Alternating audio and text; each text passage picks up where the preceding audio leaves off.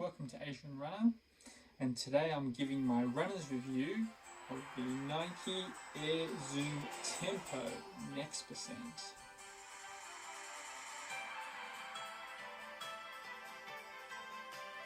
Hi, welcome to Asian Runner, and today I'm going to be doing my running review of the Nike Zoom Tempo Next Percent. Now, this is a shoe that's only released in Asia at the moment, not yet released in the USA, Europe, or in Australasia, but I managed to get my pair and I run about 50 kilometers in this shoe, and I'm going to be giving my good points review on this shoe.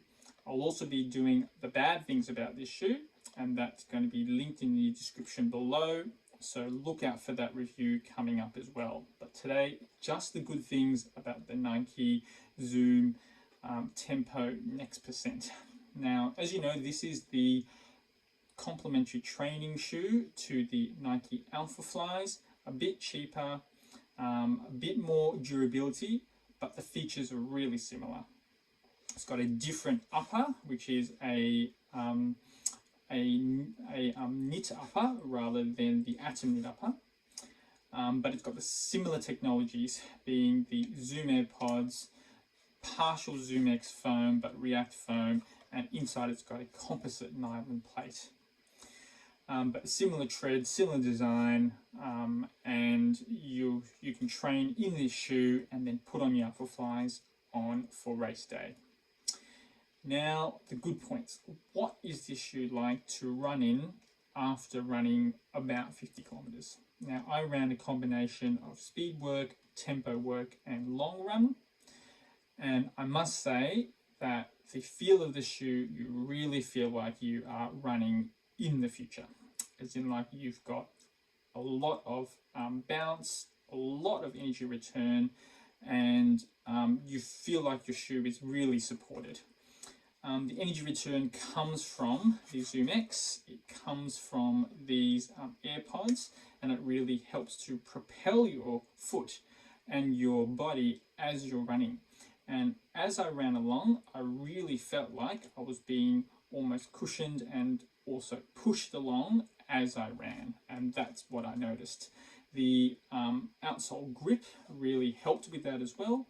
And the design and geometry of the shoe means that you are leaning forward, and then that also gives you that forward, more of that forward movement with that extra energy return from these Zoom pods.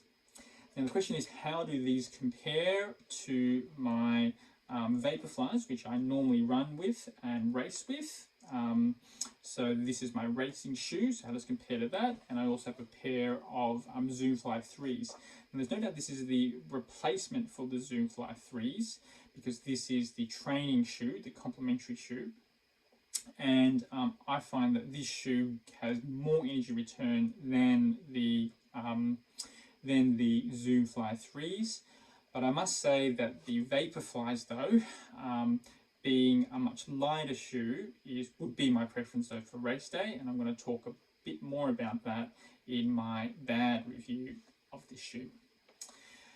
Now, I must say that these shoes really propelled me forward, and they really gave me a lot of energy return, even the very, very first time that I ran. Now, the first time I ran, I did some speed intervals, and I was aiming for a pace of about 3:30 per kilometre, which is about 5:37 per mile.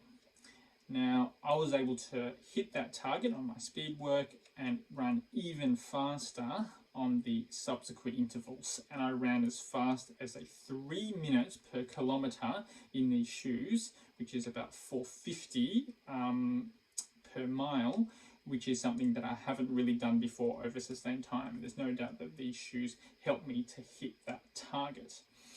Now, I also did that interval on the 5th interval. So you can see that as you go along, these shoes actually improved my running. They actually gave me support and continued that energy boost and the propulsion as I went along. So that's my number one good feature. Now, the other good feature is just the looks and the technology. I mean, this shoe really looks awesome with the Flyknit upper and with these zoom pods here and the support underneath. This really is packed full of innovation and technology. And when you run with this shoe, you really feel like you're running with the absolute latest technology and the latest innovation. And that really gives you, or made me feel like I really had the edge when I was running with really the latest shoe. There's also improvements, and this really makes it feel like it really is a premium shoe. I mean, the improvements with the Flyknit, it's got some really good lacing, the offset lacing at the top, much better grip underneath on the outsole with extra grip to improve the durability. I mean, it really feels like you are running in a much more premium shoe than in other shoes that Nike have released in the past. Now, this comes to my next good point, which is the durability.